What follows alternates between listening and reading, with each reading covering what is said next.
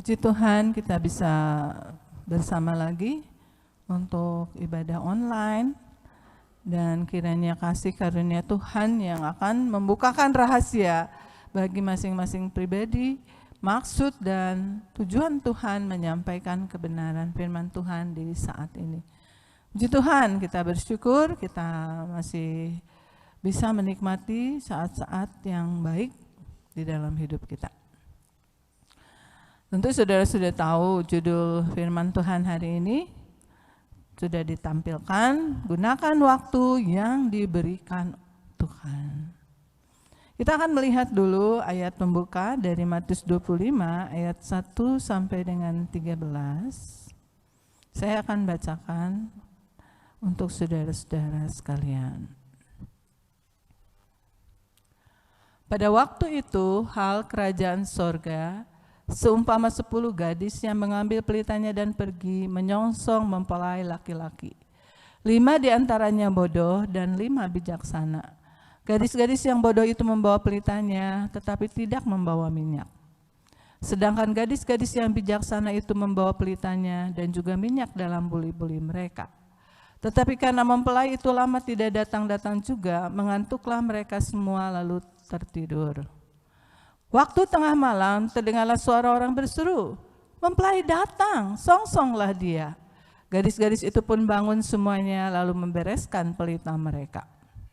Gadis-gadis yang bodoh berkata kepada gadis-gadis yang bijaksana, "Berikanlah kami sedikit dari minyakmu itu, sebab pelita kami hampir padam." Tetapi jawab gadis-gadis yang bijaksana itu, "Tidak, nanti tidak cukup untuk kami dan untuk kamu. Lebih baik kamu pergi kepada penjual minyak dan beli di situ." Akan tetapi waktu mereka sedang pergi untuk membelinya, datanglah mempelai itu dan mereka yang telah siap sedia masuk bersama-sama dengan dia ke ruang perjamuan kawin, lalu pintu ditutup. Kemudian datang juga gadis-gadis yang lain itu dan berkata, "Tuan, Tuan, bukakanlah kami pintu." Tetapi ia menjawab, "Aku berkata kepadamu, sesungguhnya aku tidak mengenal kamu. Karena itu berjaga-jagalah, sebab kamu tidak tahu akan hari maupun akan saatnya." Puji Tuhan. Tentu kita sudah sering mendengarkan, membaca firman Tuhan ini dari sejak mungkin sekolah minggu, bagi yang sudah bersekolah minggu dari kecil. Ada pelajaran yang bisa kita ambil di sini, yaitu bahwa gadis-gadis bijaksana siap sedia pada waktu yang tepat. Sedangkan gadis-gadis bodoh tidak siap, jadi terlambat. Nah, terlambat itu selalu berhubungan dengan waktu. Terlambat artinya lewat dari waktu yang ditentukan dalam Kamus Besar Bahasa Indonesia.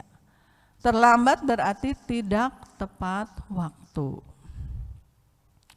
Di perumpamaan gadis-gadis bijaksana dan gadis-gadis bodoh, ada hal yang sangat membedakan yang terlihat jelas secara fisik, yaitu tidak mempunyai minyak cadangan.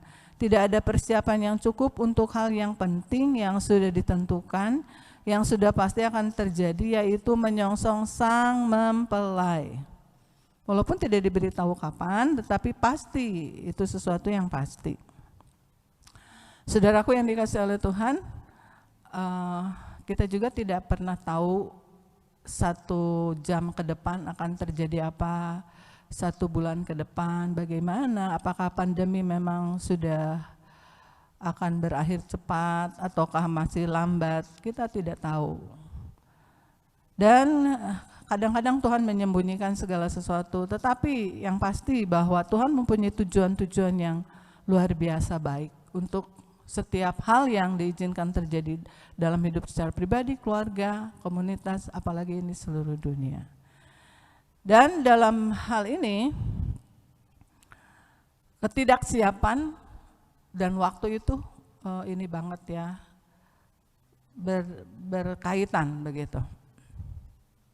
Mengapa jadi terlambat? Karena tidak siap. Karena tidak siap menjadi terlambat.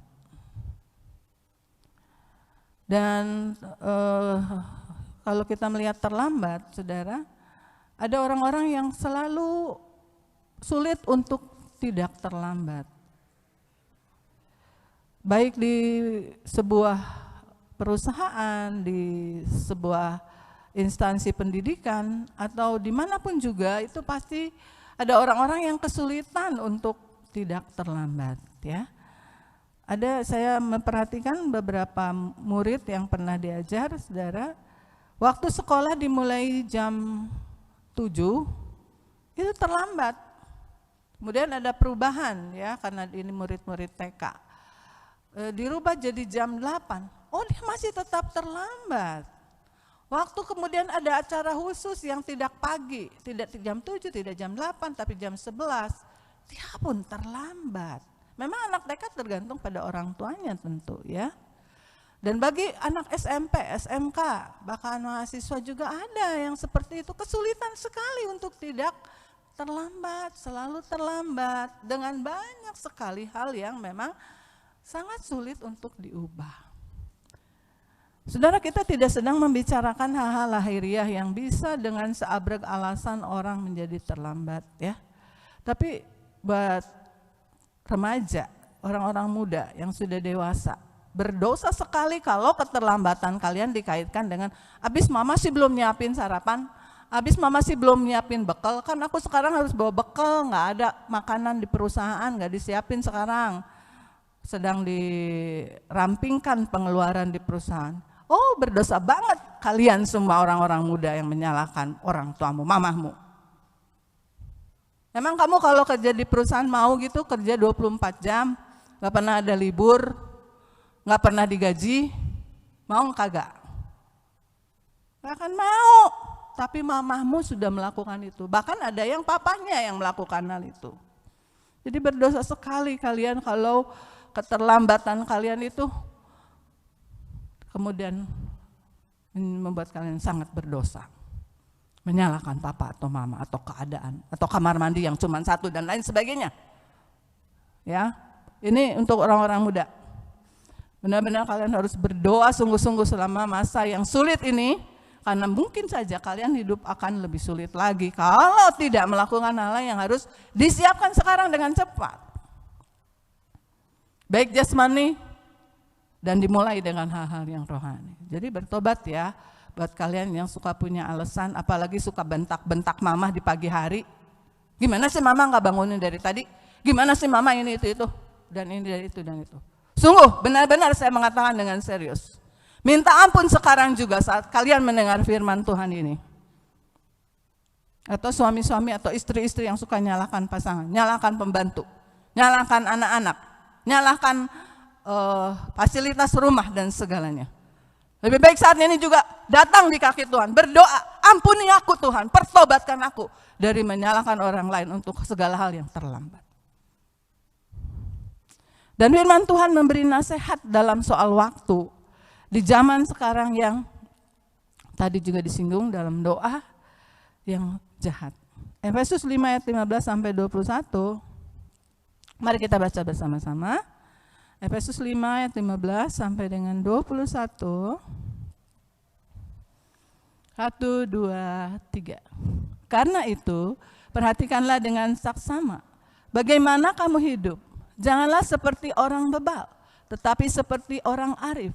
Dan pergunakanlah waktu yang ada, karena hari-hari ini adalah jahat. Sebab itu, janganlah kamu bodoh, tetapi usahakanlah supaya kamu mengerti kehendak Tuhan. Dan janganlah kamu mabuk oleh anggur, karena anggur menimbulkan hawa nafsu, tetapi hendaklah kamu penuh dengan roh, dan berkata-katalah seorang kepada yang lain dalam mazmur, kidung puji-pujian dan nyanyian rohani, bernyanyi dan bersoraklah bagi Tuhan dengan segenap hati. Ayat ini bukan untuk cuman hari Minggu, tapi itu jadikan ayat nasihat untuk kita semua tiap hari. Awali hari dengan bersyukur, awali hari dengan selamat pagi. Ayo anak-anak remaja, anak-anak muda, ayo kita pasangan-pasangan suami istri yang sudah lupa saling menyapa dalam senyum atau dalam lagu. Yuk kita mulai lagi. Pertama nasihatnya, perhatikan dengan seksama cara hidupmu, jangan seperti orang bebal, tetapi seperti orang arif. Bebal itu bodoh juga ya, tapi bodoh yang sudah bongkotan istilahnya, sudah jadi sulit berubah gitu ya. Eh, sebab hari-hari ini adalah jahat. Dan nasihat pertama, pergunakan waktu yang ada karena hari-hari ini jahat. Saya catat waktu adalah sesuatu yang tidak dapat dibeli. Saudara nggak bisa beli waktu. Saudara nggak bisa memperbaiki waktu. Saudara juga nggak bisa mengganti waktu. Waktu adalah pemberian Tuhan, diatur, ditetapkan oleh Tuhan. Dan waktu bisa dihentikan kapan saja oleh Tuhan. Jadi, waktu sangat berharga. Minggu yang lalu, kita sudah mendengar firman Tuhan, menghitung hari-hari. Kalau sekarang lebih detail lagi, menghitung waktu. Ya, bukan menghitung maksudnya, mengatur, minta pada Tuhan hikmat bagaimana mengatur waktu kita. Sebab waktu-waktu ini jahat, kata jahat itu di bahasa Inggris yang di satu terjemahan bahasa Inggris itu waktu yang sangat menyedihkan, desperate, waktu yang menyedihkan.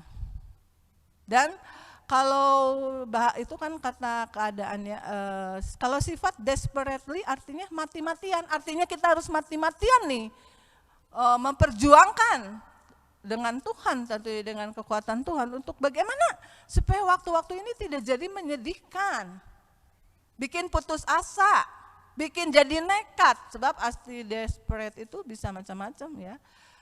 Dan jadi desperado itu bandit, bajingan yang nekat, penjahat yang nekat. Nah kalau kita tidak minta kekuatan Tuhan, itu bisa kita jadi putus asa ya.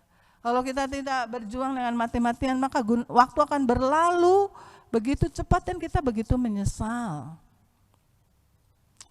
Saudaraku, kalau kita lihat ada dua kakak beradik, yang satu itu susah banget hidupnya ya, khawatir banyak hal dan menyusahkan hatinya, lalu dia ngambek-ngambek sama saudara perempuannya yang lain.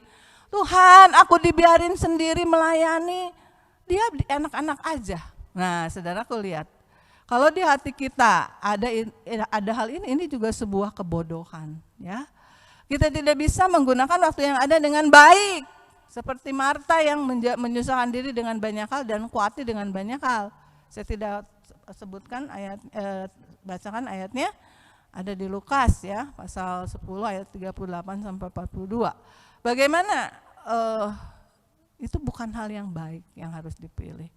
Tapi Maria mengambil hal yang baik, yaitu dia terus connect dengan Tuhan, mendengarkan instruksi Tuhan. Bukan kita harus seperti Maria yang terus-menerus duduk diam, tidak ya. Tapi kita minta hikmat dari Tuhan bagaimana memulai hari, bagaimana keterlambatan, bagaimana kalau kita sudah terbiasa lambat itu jadi, kalau kata orang tua yang suka datang ke saya, iya Bu pagi-pagi teh pas saya wae Bu, iya duaan adik kakak. Jadi lama Bu, kata untuk ini bertengkar, untuk itu marah. Saya tidak aja ngomong, jangan-jangan mamanya juga marah ya. Gitu, saya tidak ngomong aja, oh ya Bu kita doakan, kita atur atau bagaimana. Ada kalanya saudara, udah tahu bahwa mandi itu satu kamar mandinya. Kadang-kadang udah dua pun sama. Jangan berpikir nanti bertambah kamar mandi dua, selesai keributan. No. Ya. Jadi gunakan waktu yang ada apa? Ini anak remaja apalagi, saya lebih ke orang-orang muda, karena hidupmu yang akan datang ditentukan dari sekarang.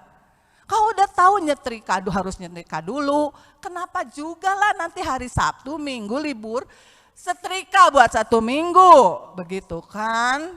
Jadi kalau kamu yang online keenakan lagi ya, nggak mandi dulu kadang-kadang ya.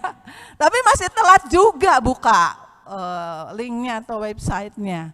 Nah apa pula alasanmu sekarang, kau nggak usah nyetrika baju, kau nggak usah sarapan dulu, karena kau bisa sarapan sambil online, tapi masih saja kau terlambat. Dan guru memantau itu bukan, ada nilai-nilai poin-poin khusus yang kau buang begitu saja. Jadi mau online mau kagak, telat is telat terus. Karena yang harus berubah bukan soal yang di luarnya dulu nih, di otak nih ya, di otak, di hati, di perasaan, di seluruh bagian hidup kita. Kalau kita lihat satu pohon, kuning-kuning, terus tiba-tiba dia jadi aneh, meranggas, bolong-bolong. Bukan cuma di luar yang rusak, tapi akarnya kita lihat. Oh, akarnya sudah sangat menyedihkan. Jadi ini kita bicara rohani dan menyangkut jasmani juga. Gunakan waktu yang ada itu untuk bersama dengan saudara-saudara kita yang lain tuh membangun kebersamaan dengan Tuhan. Gimana caranya ya? Supaya saya tidak terlambat untuk menyelesaikan hal ini. Bagaimana supaya samping tidak terlambat, saya juga tidak melupakan Tuhan dalam pekerjaan tiap-tiap hari.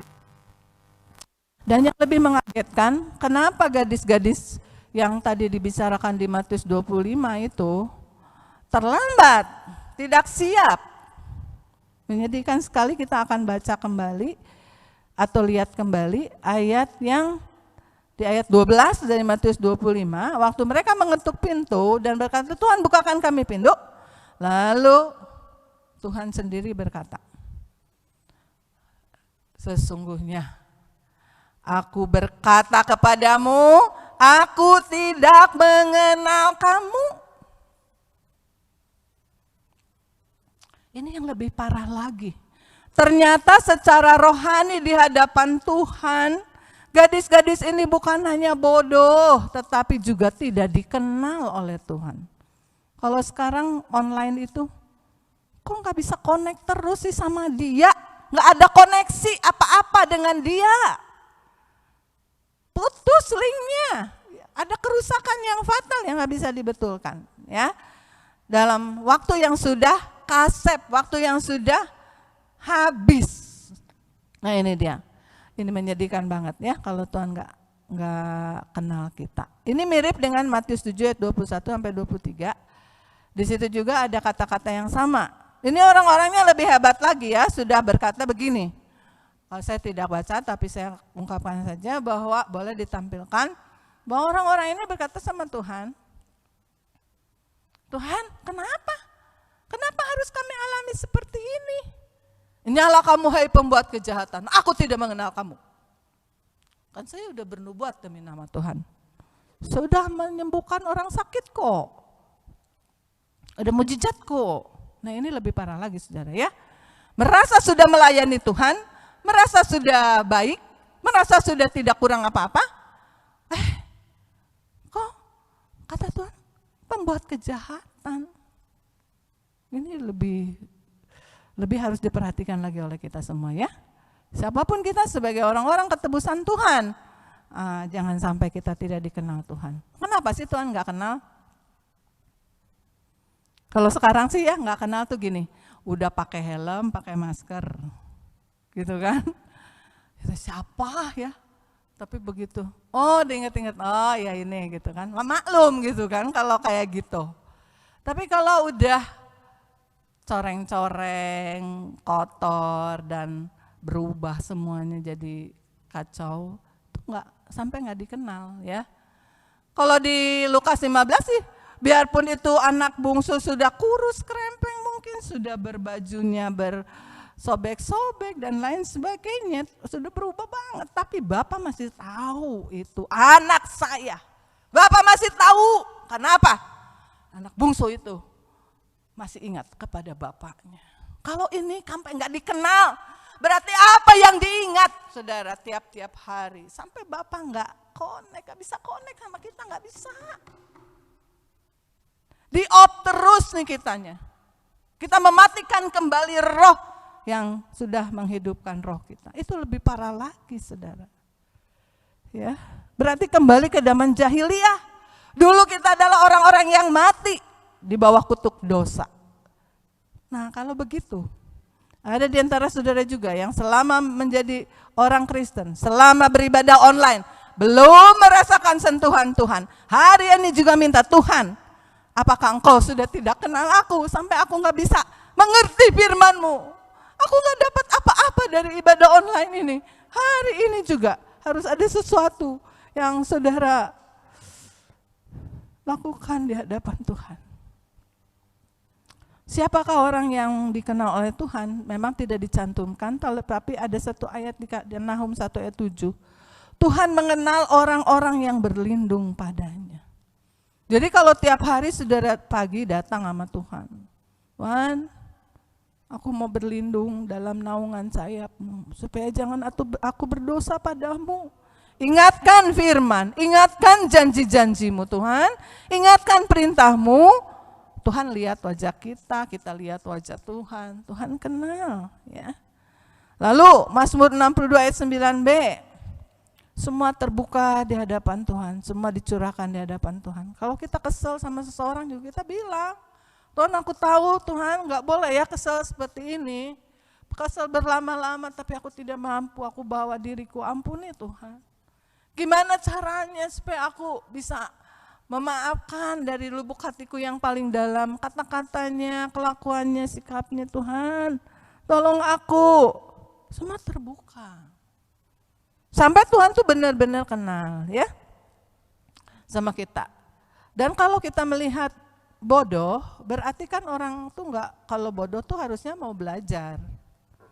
Yesus tuh mengundang kita untuk belajar. Belajarlah kepadaku, aku lemah lembut rendah hati kan. Jadi kalau kita mau belajar terus sama Tuhan, pasti nanti Tuhan apal. Oh ya anak ini, ya kamu ya yang ini. Udah hafal saudara. Tuhan akan hafal sama kita. Sejauh mana kita terus menerus bersama Tuhan, selalu berlindung pada Tuhan. Sejauh mana kita suka membeberkan isi hati kita di hadapan Tuhan. Sesemangat apa kita mau belajar kepada Tuhan. Semangat apa kita mau belajar terus. Kalau bodoh belajar kan pasti nanti nggak terlalu bodoh. Belajar lagi, lebih lagi, jadi pintar. Belajar lagi, jadi pandai sekali. Belajar lagi, dan menjadi bijaksana. Untuk menjadi bijaksana emangnya gampang. Pintar belum tentu bijaksana. Tapi kalau bijaksana pasti dia pintar. Pintar menentukan, pintar memilih, pintar mengatur segalanya termasuk waktu. Saudaraku yang dikasih oleh Tuhan, betapa menyedihkan kalau satu hari tiba waktunya Tuhan datang secara khusus kepada kita. Kita nggak kenal Tuhan, lalu waktu dideketin sama Tuhan, bukan kamu yang aku cari. Siapa kamu ya? Aku nggak kenal. Oh, sedih banget ya saudara. Itu sebabnya mari kita minta pertolongan Tuhan bagaimana caranya supaya kita itu nggak dikenal sama Tuhan. Ada kesulitan apa saudara untuk bisa melakukan perubahan ya? Perubahan kalau memang kita orang-orang yang selalu tidak siap begitu ya, selalu tidak siap untuk hal apapun yang baik, selalu bermasalah di mana-mana karena kita tidak siap, selalu ada kendala karena kita tidak siap. Terlebih lagi ini di hadapan Tuhan bukan soal tidak siap saja, tapi juga Tuhan sampai nggak kenal. Nah ini saudaraku ya, gunakan waktu yang ada setiap hari untuk datang pada Tuhan dengan benar, sampai Tuhan kenal betul siapa kita. Semua terbuka di hadapannya, semua dicurahkan di hadapannya. Berseru kepadanya untuk kesulitan merubah konsep berpikir tidak tepat, sehingga tidak tepat persiapan, tidak tepat pilihan, tidak tepat keputusan, tidak tepat tindakan, tidak tepat kata, tidak tepat waktu, akan segera diperbaiki. Jangan sampai kita terlambat dan gagal seperti gadis-gadis bodoh, tetapi tepat waktu dan siap seperti gadis-gadis bijaksana. Betapa sulit ya untuk biasa bangun jam 6 aja. Udah tahu ya jam 7 itu, ke jam 7 itu 1 jam memang sebenarnya cukup, tapi sering gagal untuk tepat. Ada yang tercecer, ada yang bikin jadi berdosa pagi-pagi di rumah, kalau yang bekerja keluar rumah, sekolah ada kegiatan di luar rumah. Mengapa kita tidak berusaha dan minta tolong sama Tuhan? Tuhan, saya jam 6 kurang 10 deh sekarang mah ya mulainya. Buat sarapan udah setengah matang dulu. Buat bekal ya udah tinggal manasin. Mandi biasa 15 menit, ya udah sekarang mah tuh 10 menit. Kurangi semuanya. Setrika malam. Nyiapin minuman untuk bekal karena kita penghematan, kita ingin lebih sehat, kita ingin lebih praktis. Semua disiapin ya. Kalau nggak bisa minta pertolongan, minta nasihat dan lain sebagainya. Mari, khususnya buat orang-orang muda. Kita yang tinggal di rumah juga sama. Kayaknya waktu tuh banyak, tapi tiba-tiba di hadapan Tuhan kita tuh, waktu malam berakhir, kita udah benar belum ya sama Tuhannya? Nah itu saudara ya, jadi minta pertolongan Tuhan. Ada ayat-ayat di Mazmur 107, memang ini ayatnya banyak. Tetapi kenapa saya ingin tampilkan? Karena apapun juga bisa diselesaikan. Kalau kita membaca di Mazmur 174-30 ini ada kelompok orang yang tersesat itu ya. Mengembara di padang belantara, jalan ke kota tempat kediaman orang tidak ditemukan. Mereka lapar, haus, jiwanya lemah lesu. Maka berseru-serulah mereka kepada Tuhan dalam kesesakan mereka dan dilepaskannya mereka dari kecepatan mereka. Dibawanya mereka menempuh jalan yang lurus sehingga sampai ke kota tempat kediaman orang. Ini tersesat. Mungkin kita tidak tersesat di padang belantara, kita tersesat di rumah. Mau apa lagi di rumah, nggak boleh kemana-mana, ya yang sudah lanjut usia, yang masih pengen kesana kesini nggak bisa, nggak boleh, dan lain sebagainya. Tersesat pikirannya, pusing jadinya tiap hari di rumah wae, gitu kan. Ini apalagi di rumah itu ketemunya orang yang sama terus, ini dan lain sebagainya. Tersesat nih ya. Berseru Tuhan, jangan sampai aku tidak dikenal Tuhan karena sibuk dengan pikiranku sendiri ya. Berikutnya, ya biar bersyukur ini mereka yang dipuaskan jiwanya, dahaganya, laparnya dikenyangkan dengan kebaikan. Nah ini ada lagi, orang yang duduk di dalam gelap dan kelam, terkurung dalam sengsara dan besi. Karena mereka memberontak terhadap perintah-perintah Allah dan menista nasihat yang maha tinggi. Maka ditundukkannya hati mereka ke dalam kesusahan. Mereka tergelincir dan tidak ada yang menolong. Nah ini yang anak Tuhan ini. Anak Tuhan, pelayan Tuhan yang terlambat untuk melakukan firman sampai lupa. Biasanya kalau kita udah telat ya, kayak saya. Misalnya dikasih titipan nih dari Pak RT untuk dikasihkan ke Pak Jo misalnya. Seperti tadi juga itu surat pemilihan bupati ya. Kadang-kadang kalau saya harusnya sekarang deh waktunya ada, misalnya hari apa bisa ketemu, saya tunda. Tahu tuh lupa gitu ya. Oh kalau kita sudah Tuhan ingatkan, cepat lakukan, ini kan waktu yang baik sekarang.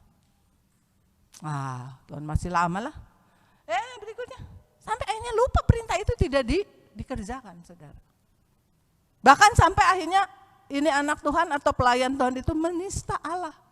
Gini-gini teing Tuhan bawa saya ke keadaan yang seperti ini. Tuhan sampai lupa bahwa kalau kita diberi kesempatan untuk begini-begini itu Tuhan yang ngatur. Sampai lupa. Marah, bukan cuma marah sama manusia, tapi marah kepada Tuhan. Bahkan sampai menista ini saudara. Berapa banyak pelayan Tuhan yang menyalahkan? Iya sih, ini begini. Kemarin suami saya membacakan Bapak Dahlan Iskan menceritakan tentang sebuah gereja yang bermasalah dengan semua orang sampai antara papa dan anak urusan gereja ke pengadilan. Anaknya memperkarakan, papanya memperkarakan, saudara. Sampai seperti itu. Yang bicara ini Bapak Dahlan Iskan ya, yang seorang pernah menjadi menteri kalau nggak salah mah yang buat listrik itu jadi ada pakai online dan sebagainya, itu kalau nggak salah beliau ya. Padahal beliau juga suka menulis tentang hamba Tuhan yang lain. Dia pernah didoakan di halaman sebuah hotel, di sebuah supermarket atau apa, dan itu menyentuh hatinya karena doa seorang pendeta yang sudah lanjut usia dan lain sebagainya. Nah dia menceritakan tentang ini ya. Yang sampai menista Tuhan saudara, bayangkan. Papa sama anak saling memperkarakan soal gereja yang diperebutkan dengan ini dan itu. Lalu jemaatnya juga ini. Wah saudara. Ya, Jangan sampai itu terjadi pada kita. Tapi kalau orang seperti ini pun, baca selanjutnya, berserulah mereka kepada Tuhan dan diselamatkan, dan diselamatkannya mereka dari kesemasan mereka. Dibawanya mereka keluar dari gelap dan kelam, diputuskannya belenggu-belenggu mereka. Saudara bisa tuh. Berikut. Ya, sebab dipecah-pecahkannya pintu-pintu tembaga, dihancurkan palang pintu besi. Jadi ini tadi ya, kayaknya udah susah amat sih. Kami pernah Pak Sama pernah diundang ke satu gereja yang bermasalahnya itu belasan tahun. Sampai gereja itu jadi penuh dengan semak duri karena nggak bisa dipakai sama siapapun juga. Padahal apa susahnya itu diberikan kepada yang berhak yang membangunnya. Tapi itu diperkarakan, saudara. Masih untung ya, puji Tuhan, hamba Tuhan setempat itu akhirnya membuat di belakangnya. Itu pun masih dipermasalahkan. Wah, menyedihkan sekali, saudara, kalau itu seperti tiang besi, belenggu besi ya, tapi Tuhan bisa menolong. Nah, saudara, berikutnya ada orang yang menjadi sakit oleh sebab kelakuan mereka yang berdosa, disiksa oleh sebab kesalahan mereka. Mereka muak terhadap segala makanan dan mereka sudah sampai pada pintu gerbang maut. Ini udah sakit parah sekali, parah banget sampai makan pun nggak pengen. Nggak ada yang nggak, istilahnya udah nggak bisa makan, mungkin harus diinfus dan lain sebagainya. Maka berseru-serulah mereka kepada Tuhan dalam kesesakan mereka dan diselamatkannya mereka dari kecemasan mereka. Jadi istilahnya gini, kesulitan seperti apapun, keadaan seperti apapun kita itu saat ini menjadi pusing mikirinnya ya. Maka kita harus datang sama Dia yang mempunyai hidup ini. Datang padanya. Kita mau berseru kepadanya, berseru dengan segenap hati sampai Dia mendengar. Sampai Dia berkata, apa yang ingin aku perbuat kepadamu, seperti Bartimius. Dia kan tahu ada Yesus, dia berseru, berteriak, Yesus anak Daud kasihani aku. Orang-orang bilang, diamlah kamu, berisik. Ya. Tapi Bartimius itu tambah keras berseru, sampai satu saat Tuhan bilang, panggil dia. Lalu Bartimius datang, dia tinggalkan jubahnya. Dan terjadi perubahan yang sangat besar. Mulai hari itu, begitu Tuhan berbicara kepada Bartimius, ada kuasa yang bekerja. Apa yang ingin aku lakukan bagimu? Kata Bartimius, aku ingin bisa melihat. Saat itu juga dia bisa melihat. Ada perubahan yang sangat besar dari kegelapan menjadi terang. Dan langsung Bartimius mengikut Yesus dengan penuh sukacita. Barangkali hari-hari ini juga ya ada kesulitan dalam hidup kita. Kita merasa tidak siap untuk segalanya. Kita tidak siap untuk dirumahkan, kita tidak siap anak kita berhenti kerja, separuh kerja atau apa, separuh bekerjanya sehingga upahnya separuh. Kita tidak siap, jatah kita juga dikurangi 25% atau bahkan nanti dikurangi lagi. Kita juga belum siap. Saudara mungkin sudah berdoa, sekarang mah karena sudah berhenti bekerja ya sudah online, bisnis online. Saudara juga tidak siap dengan banyaknya orderan, pusing gitu kan. Ada orang yang tidak siap saudara untuk diam, ada yang tidak siap juga untuk bekerja lebih cepat. Nah, waktu juga kan ini ya. Bagaimana? Yuk kita datang sama-sama sama Tuhan ya, berseru padanya. Yang sudah biasa dulu selalu berdoa dengan minta pertolongan Roh Kudus untuk berdoa, sekarang udah nggak pernah, pakai kekuatan sendiri terus. Otaknya aja yang terus berdoa, pakai lagi kekuatan fasilitas dari Roh Kudus ya. Supaya akhirnya kita bisa, ini susah memang. Tapi ini memberi pelajaran buat saya, buat keluarga saya bersyukur. Ada orang mengatakan begini, kalau orang menang itu senang, tapi orang kalau kalah bisa belajar menjadi bijaksana atau lebih bijaksana. Begitu juga siap untuk apapun juga. Kalau kita sudah berdoa, Tuhan saya mau siap sedia tiap hari, bertanggung jawab di hadapan Tuhan untuk waktu saya, untuk hidup saya, untuk keluarga saya, untuk kepercayaan Tuhan kepada saya. Saya percaya Tuhan akan kenal. Kita selalu datang. Pagi-pagi sudah datang, sebentar datang lagi, Tuhan saya nggak tahu harus bagaimana ini. Bilang ke anak saya atau jangan dan lain sebagainya. Tuhan menolong kita supaya gunakan waktu yang ada. Bukan untuk memuaskan keinginan daging. Bukan untuk memuaskan keinginan mata. Bukan untuk keangkuhan hidup, pengen dianggap sukses sehingga tetap boros aja hidupnya. Tidak ya. Tapi kita berkata Tuhan, uangku harus kupertanggungjawabkan di hadapan-Mu.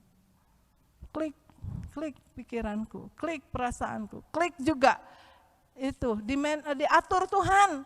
Istri saya, suami saya, anak saya, keluarga saya, supaya semuanya Tuhan mendatangkan kemuliaan bagi nama-Mu. Apa Tuhan tidak bisa? Bisa, saudara. Ya, Tuhan bikin ada orang-orang yang kalau dengar dari mamahnya nggak mau nurut, dengar dari istrinya nggak mau nurut, dengar dari suami nggak nurut. Begitu dia baca WA, oh saya mau berubah, jadi gini. Nah itu jawaban Tuhan ya. Tuhan menolong kita semuanya, gunakan waktu yang ada, yang diberikan Tuhan untuk siap, tiap hari siap. Siap untuk apa? Siap untuk tiap hari datang kepada Tuhan, belajar dari Tuhan. Siap untuk mengaku kesalahan kita dan diperbaiki. Siap untuk apa? Siap untuk perubahan, walaupun perubahan itu mungkin keadaan menjadi seperti kurang baik, tetapi di dalamnya semua hidup diri kita atau keluarga kita belajar menjadi orang-orang yang takut akan Tuhan. Orang-orang yang kemudian menjadi seperti gadis-gadis bijaksana yang tiap hari menyelesaikan semuanya di hadapan Tuhan, menyelesaikan semuanya di hadapan Tuhan. Lalu ada pekerjaan-pekerjaan yang tercecer, wah ini gimana menyelesaikannya? Berseru, Tuhan aku tidak tahu apa yang harus aku minta. Tiba-tiba nanti Tuhan datang dengan caranya yang mengagumkan, ya. Tapi maukah kita menjadi orang-orang yang begitu seperti anak kecil yang berkata, Mama, Papa, ya, ini gimana, itu di mana, Mama tolong. Biarlah kita menerima semua keadaan selama pandemi ini. Bersyukur kalau saudara sekarang bisnis online-nya jadi lebih laris. Minta hikmat dari Tuhan supaya jangan sampai berkat yang bertambah membuat saudara jarang ketemu Tuhan. Sampai wajah saudara kurang diingat, sampai Tuhan kalau siapa ini teh asa-asa kenal, itu rada leheng saudara. Tapi kalau celakanya, siapa kamu? Nggak tahu? Itu jangan sampai terjadi ya saudara. Kita akan berkata, Tuhan aku memerlukan keajaiban-Mu, supaya aku selalu datang padamu, memandang wajah-Mu, dan Engkau bisa mengenal hatiku. Engkau mengenal kalau aku duduk, kalau aku berdiri, kalau aku berjalan. Engkau mengenal kalau aku berbaring, segalanya terbuka di hadapan-Mu. Saya tidak mau jadi munafik Tuhan, pakai topeng, pakai masker ya di hadapan-Mu. Saya mau terbuka di hadapan-Mu. Kami memerlukan keajaiban-Mu. Secara khusus buat saudara yang mungkin untuk pertama kali mendengar ibadah online dari gereja kami. Agama apapun saudara, seperti apapun saudara saat ini mendengar bahwa Yesus mencintai saudara, saudara tidak harus melakukan apa-apa, hanya berseru kepada nama Yesus. Sebab Yesus mencintai semua orang di muka bumi ini, siapapun dia, bagaimanapun keadaannya, dan dia punya cinta yang sangat besar, supaya tidak ada seorang pun yang binasa, tapi supaya setiap orang diselamatkan. Kami perlukan keajaiban. Kami butuhkan sentuhan tangan.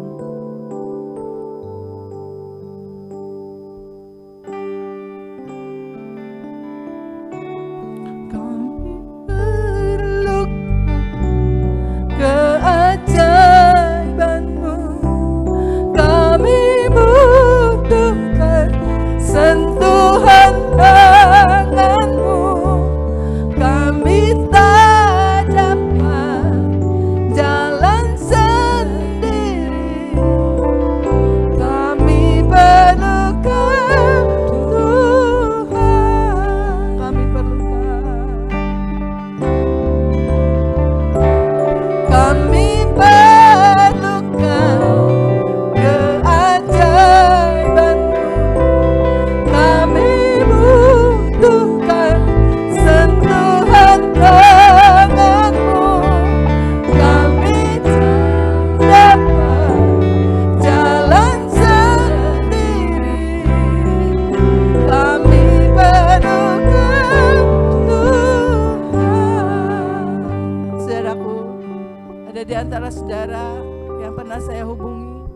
bagaimana dengan usaha Bapak sulit, ada jalan-jalan yang ditutup, percuma untuk datang.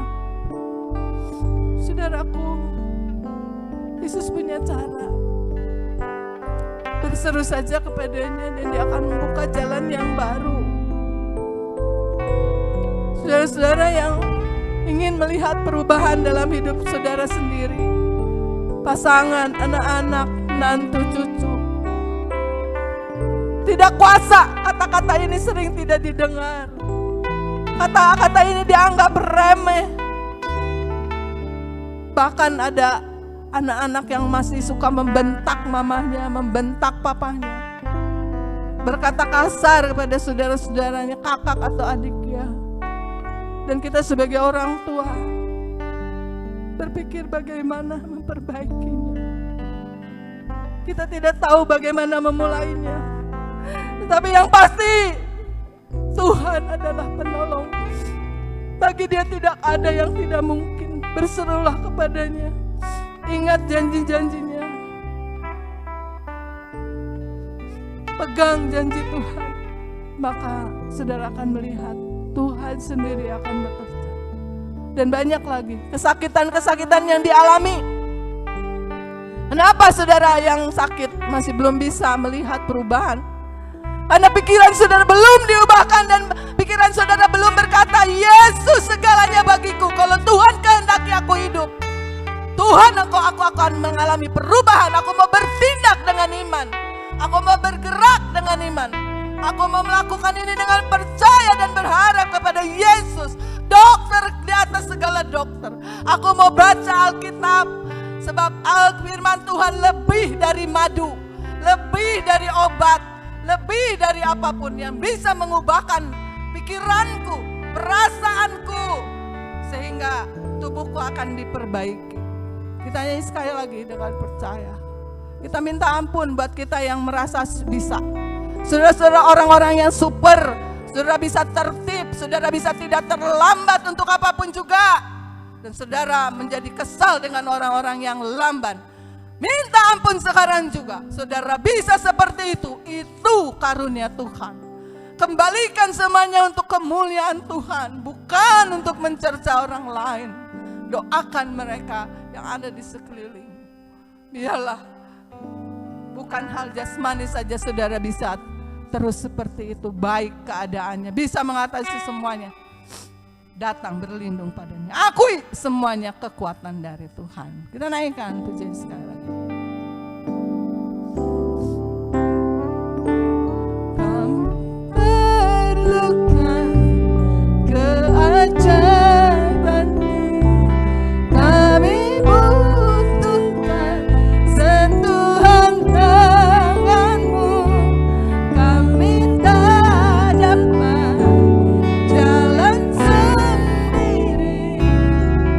Kami perlukan Tuhan. Kami perlukan Tuhan. Kami perlukan Tuhan. Kami perlukan Tuhan. Mari Roh Kudus, Engkau yang akan melengkapi pengajaran yang sudah disampaikan. Roh Kudus, sadarkan kami bahwa waktu hidup ini sangat singkat. Waktu berlalu begitu cepat oleh kasih karunia Tuhan. Karena kalau waktu tidak dipersingkat, semua orang pilihan akan jatuh ke dalam hidup yang lama, hidup yang berdosa. Akan menjadi orang-orang seperti gadis-gadis bodoh yang tidak punya persiapan yang baik. Bahkan sampai Tuhan tidak mengenal. Jangan sampai terjadi ya Bapa. Biarlah tiap hari menjadi kebersamaan kami dengan Engkau. Dalam segala keadaan apapun, senang atau susah, sehat atau sakit Tuhan. Berkekurangan atau berkelimpahan ya Bapa. Sibuk atau sangat tidak ada kesibukan. Biarlah Roh Kudus membantu kami semuanya. Untuk kami terus datang padamu, berlindung padamu, dan mempercayakan hidup kami kepadamu. Tuhan, kalau ada hal-hal yang sulit yang kami alami, kami percaya itu adalah hal yang dihadiahkan Tuhan kepada kami untuk kami mengenal Engkau dari sisi yang lain yang belum kami kenal. Untuk mengalami Tuhan, iya dan aminnya firman-Mu ya Bapa. Tolong Tuhan, kalau ada seorang yang baru mendengar tentang nama-Mu hari ini, dimanapun berada dan mendengar firman Tuhan hari ini, tolong dia Bapa, ya dia berseru kepada nama-Mu, apapun keyakinannya, apapun Tuhan keadaannya. Dan ketika dia berseru kepadamu, Engkau menjadi terang bagi hidupnya. Engkau membuka jalan bagi hidupnya ya Bapa. Bahkan Engkau kalau dia memerlukan kesembuhan, bukankah Engkau Tuhan mencari orang yang sakit karena Engkau adalah tabib. Engkau mencari orang berdosa untuk bisa menyelamatkan dan mengampuni. Terima kasih Bapak. Kiranya Roh Kudus membantu kami semua sepanjang minggu ke depan, 1 minggu ke depan lagi sampai nanti kami bertemu ibadah online berikutnya. Roh Kudus akan membuat kami menghargai tiap waktu menjadi hadiah yang kami syukuri dan kami minta hikmat-Mu untuk bagaimana menggunakan waktu yang ada. Untuk tidak menunda untuk hal-hal yang bisa kami kerjakan secepatnya. Untuk yang bisa kami kerjakan untuk orang-orang di sekeliling kami. Karena kehendak-Mu ya Bapa. Terima kasih. Hanya di dalam nama Tuhan Yesus Kristus. Sama-sama kita katakan amin. Tuhan memberkati.